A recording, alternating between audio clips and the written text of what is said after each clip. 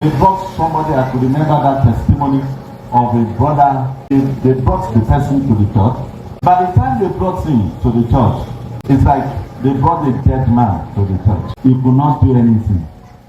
The flies was all over him. In fact, we just finished the service. All the people that are inside the church, they ran away.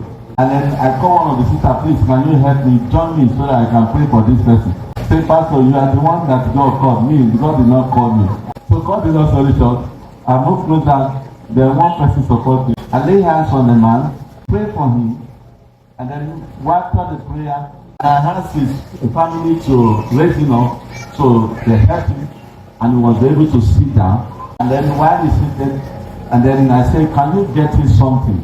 After the prayer, then they look for, I think they gave him gala and Pepsi. He took the gala, and he was taking the gala, and was taking the Pepsi. One of the person that brought him, he said, no, he's eating. He's eating. He's eating. He's eating.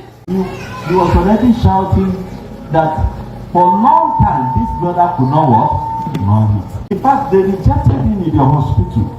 They told them they should take him home because he can do what? And die there. And they were looking for where to take him to. And one of them suggested that they should bring him to where? To the church first. It was the condition they rejected him where? In the hospital. And said they brought him to church. When the brother started eating, I held his hand and I started walking with him. When they saw him walking, one of the brothers that brought him is a Muslim and said, Pastor, my own hands too. I say, you know they see very well. Please help you lay hands on what?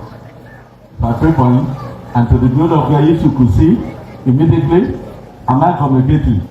So we left. We are not happy. They decided not to leave the place. They stayed there. We had a vigil that night. One the member that saw this man when they brought him to the church, and they saw him standing, saw him walking, everybody started doing what? Shouting. And that is how this brother was healed. When he stood up to share his testimony by himself, he said he has been in the hospital. There was a pus that was coming out from the body. He could not heal for months. But to the glory of God, Jesus healed him that day. The healer is here. How many of us believe that? The healer is here. The healer is here.